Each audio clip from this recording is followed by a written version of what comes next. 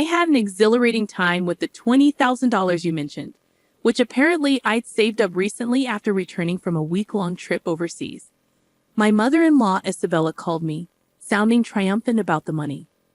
Confused, I couldn't recall having such a substantial sum on hand. As a freelancer, I do have some savings for emergencies, but nothing close to $20,000. Besides, my banking card was safely with me, and I wouldn't leave such a large amount lying around. Isabella claimed I had given it to her, so she helped herself from the sideboard drawer, assuming we were well off. Grateful for the gesture but perplexed, I assured her it was fine, despite not comprehending the source of the money. However, clarity came when my husband Anthony returned home, revealing the truth about the mysterious funds a month later. Isabella's relentless calls followed thereafter, numbering over 80 attempts to reach me. Although I chose to ignore most, one call caught my attention due to her persistence. Frustrated, Isabella accused me of disregarding her, which I found ironic given her repeated demands for money. Allow me to introduce myself. I'm Scarlett, a 32-year-old freelance jewelry designer with a longing for children, though my career keeps me occupied. My husband Anthony, also in his early 30s, used to hold a corporate job but now manages my business endeavors. Despite our success, Isabella, who resides alone in her family home, remains convinced we live in opulence and frequently requests financial assistance. Our journey wasn't always smooth sailing. Initially, Anthony supported us with his job, but as my design career blossomed, he transitioned into managing my affairs. With his help, we secured deals with prestigious international brands. However, Isabella fails to grasp the intricacies of our work, mistaking our business engagements for leisurely indulgences. She yearns for a lifestyle akin to ours, oblivious to the sacrifices and obligations it entails. Isabella's requests for extravagant parties or luxurious outings mirror her misunderstanding of our reality. While I could afford to fulfill her wishes, I'm bound by numerous commitments and expenses. Despite our apparent glamour, every event and outing serves a professional purpose, not merely a display of wealth. Unfortunately, Isabella's inability to comprehend this continues to strain our relationship. Despite my persistent refusals, Isabella's relentless requests often find a weak spot in Anthony, her son, who occasionally succumbs to her demands for money. If giving her a little money keeps her quiet, then it's a small price to pay, he rationalizes. For Anthony, it's more convenient to placate her with cash than to endure her disruptions to our work. However, rather than quelling her desires, each concession only fuels Isabella's escalating demands, leaving both Anthony and me exasperated. Recently, she insisted on a new dress for an upcoming gathering she'd been invited to. Wouldn't a two-piece suit suffice? Anthony proposed, attempting to reason with her, recalling past instances where she insisted on expensive attire. But Isabella remained adamant, insisting on nothing short of luxury for the event. Everyone will be dressed to the nines. I can't afford to look shabby, she argued, dismissing the notion of thriftiness. As if that weren't enough, Isabella also demanded a matching bag, further adding to our frustrations. Anthony, seeking a solution to her incessant demands, had previously arranged a credit card in Isabella's name, specifically for her expenses.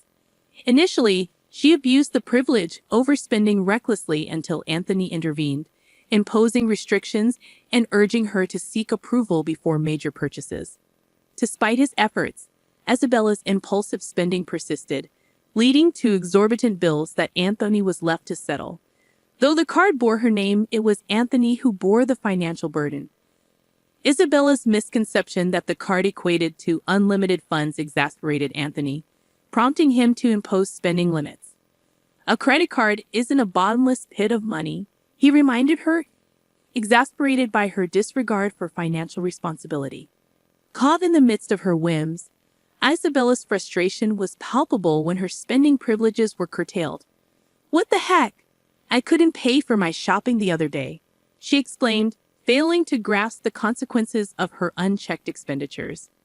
Isabella stormed in, berating us for the struggle with payments due to her overspending. We've lowered your monthly limit. It's still sufficient, right? Anthony attempted to reason, but Isabella remained unconvinced. Just because you say so, you two are still dressing up and going to fancy places. How is what I'm doing any different? She retorted bitterly, failing to discern the disparity between our professional engagements and her extravagant desires. Despite imposing restrictions on her credit card, Isabella's discontent persisted, occasionally venting her grievances to Anthony during her visits. Yet, for a while, life carried on without significant hitches. As the year drew to a close, a promising opportunity emerged in my career, a proposal to expand business dealings overseas. Excited by the prospect, I saw it as a chance to elevate my status as a designer. However, amid the anticipation of this new venture, concerns arose about Isabella's reaction.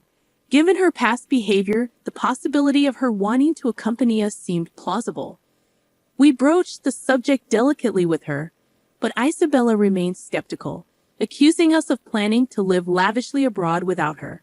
Exhausted by the circular argument, we conceded that she couldn't join us permanently. Instead, we offered to fund a week-long trip for her, hoping to appease her desire for luxury. Isabella accepted with mixed emotions, but the tranquility was short-lived. Days later, as Anthony busied himself with arrangements for our overseas move, Isabella returned, requesting funds for shopping during her trip. "What about the card Anthony gave you?" I reminded her, weary of the ongoing cycle of demands. I inquired, aware of the existence of a card she was meant to use. "That's the thing," Isabella confessed. "Anthony finally took it away from me the other day. It appeared she had been reprimanded for overspending and had the card confiscated. I speculated that Anthony might have been concerned about potential misuse, particularly with fluctuating currency rates overseas. However, I didn't have that kind of money readily available either. I can't give you money without Anthony's approval. Can you ask him?" I suggested. Isabella dismissed the idea, insisting it was futile.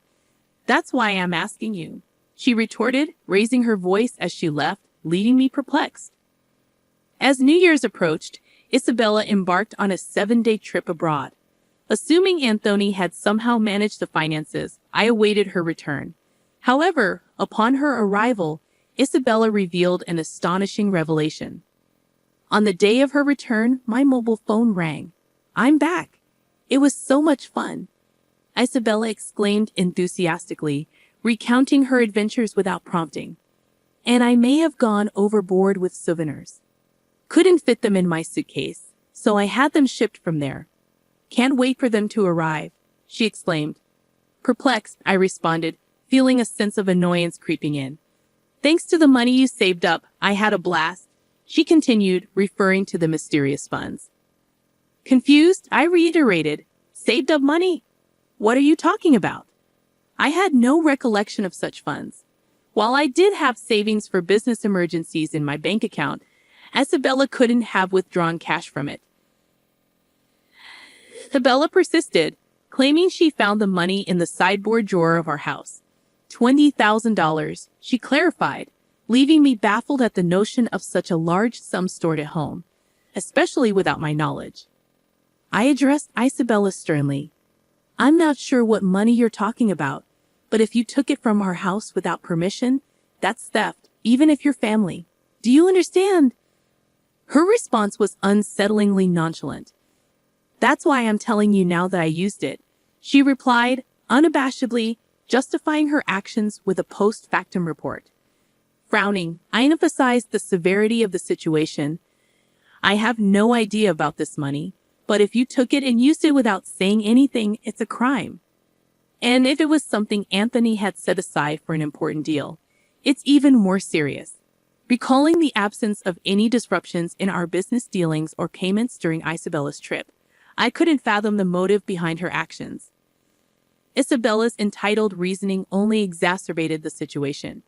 "You two live so extravagantly, so why can't I have a little of that? Think of it as doing a favor for your parent. It's not a big deal, right?" she asserted, oblivious to the gravity of her actions. I sighed, deeply troubled by her lack of remorse. "I'll ask Anthony about the money when he gets back," I replied, still perplexed by the whole ordeal. Isabella's response only reinforced her detachment from reality. "Anthony will understand. After all, I'm his only mother, and 20K isn't much to him," she remarked dismissively before ending the call, leaving me dumbfounded. Later that night, Anthony returned home with a troubled expression. He revealed that he had withdrawn the money from his bank account 10 days prior, intending to use it for an urgent payment. Shocked, I realized the money I had found in the drawer was the same sum Isabella had mentioned. "It can't be that you," Anthony began, his suspicions evident. But before he could finish, my heart sank as I recalled Isabella's call earlier that day. "No, today Isabella called, saying thanks for the 20K. Had a blast," I confessed, dreading the repercussions of her actions. I struggled to comprehend what my mother-in-law had done. So it was Anthony's money after all, but what was such a large amount meant for? "Hey, if it wasn't for a business payment, we've been doing bank transfers for a long time, right? Why cash all of a sudden?" I questioned, still puzzled by the situation. Realizing it was Anthony's money but still lacking clarity, I turned to him for answers. "So, Mom took it without saying. Then it's her fault," I suggested, seeking confirmation. Anthony began to explain the circumstances behind the large sum left at home. After limiting Isabella's credit card amount due to her secretive borrowing, which included consumer finance and credit cards she had opened behind our backs, Anthony decided to repay her debts discreetly. Although if I gave her cash, she'd spend it herself, so I planned to pay the institutions directly, Anthony elaborated. Concerned about maintaining trust with our business partners and for bookkeeping purposes, he opted for cash payments to avoid leaving a trail in our bank accounts. Supporting Isabella's overseas trip was akin to a parting gift, as we wouldn't be able to provide for her as before after relocating abroad. Understanding the situation, I realized the purpose behind the large sum of money. But what would become of Isabella now? Debt collection notices and payment demands will probably start coming soon. But since she spent it herself, there's nothing we can do, Anthony stated matter-of-factly. As we prepared for the move, Isabella's incessant calls to my mobile phone persisted. Despite Anthony's advice to ignore her, the frequency of the calls made it impossible to disregard. When I counted, there were as many as 80 missed calls from Isabella, almost every day. It was enough to raise concern. Just as I pondered over it, my phone rang again. Hesitant, I missed the call, but it didn't take long for it to ring once more, prompting me to answer. "Why aren't you answering my calls?" "I've called so many times." Isabella's voice quivered, sounding almost on the brink of tears. "I'm sorry, I've been busy with moving preparations." "What's wrong?" I attempted to soothe her, urging her to share her troubles. "It's not just what's wrong. They're asking for money, payments almost every day. It's too much," Isabella lamented. Concerned, I inquired if she had contacted Anthony. "He seems to be blocking my calls. I can't get through to him at all. Scarlett, you're my only hope now. Please help me," she pleaded, catching me off guard. I was taken aback by the realization that Anthony had taken such drastic measures with his own mother. If he had used the money he had prepared to pay off Isabella's debts, this situation wouldn't have arisen. Now, Isabella seemed inundated with collection letters from finance companies and consumer lenders, with relentless collection calls leaving her feeling helpless. It was a scene I had never witnessed before, something I had only seen in dramas. I'll mention it to Anthony, but I can't guarantee what he'll do. A mother in trouble, it's a son's duty to help, right? Please ask him for me, okay? With that, the call ended. However, the reality was harsh. We needed funds for our business expansion overseas, and we couldn't afford to help Isabella. Moreover, it was her own fault for misusing the money Anthony had set aside to settle her debts. When I informed Anthony about the call upon his return home, exhausted, he dismissed it coldly, showing no inclination to assist his mother. I had every intention of resolving things with Isabella before our departure, but she squandered the opportunity herself. It's true, the money was initially earmarked to settle Isabella's debts, but she opted for a lavish trip instead, leaving no room for excuses. Despite her continued calls, I made the difficult decision to block her number, following Anthony's lead. Though I wished I could aid her, if Anthony chose to ignore her, there was little I could do as his mother.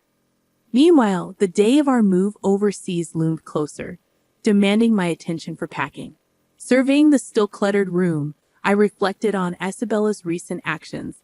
It seemed she had sold her house to alleviate some of her debts. But it wasn't enough.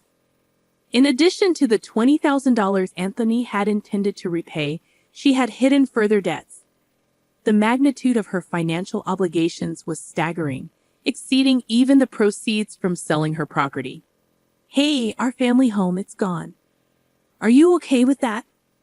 I asked Anthony, noticing a tinge of sadness in his demeanor. Losing the house where one grew up must have felt like a profound loss. Having experienced the early loss of my parents' house, I empathized with the sense of displacement. Unlike me, Anthony had lost his sanctuary due to his living mother, a circumstance I couldn't even begin to fathom. Now residing in a modest apartment, Isabella struggled to repay her remaining debts with a part-time job. At her age, finding work must have been challenging. While I harbored some sympathy for her situation, the repercussions of her reckless spending were undeniable. Even for the elderly, accountability for one's actions remained paramount. As my business flourished overseas and opportunities continued to arise, I found myself inundated with offers from unexpected quarters. Grateful for the newfound success, I juggled a hectic schedule, leaving little time for rest or exploration. Anthony, too, was occupied with various responsibilities. In the midst of it all, the prospect of starting a family still felt like a distant dream, a thought that lingered as I gazed out at the foreign cityscape beyond the window.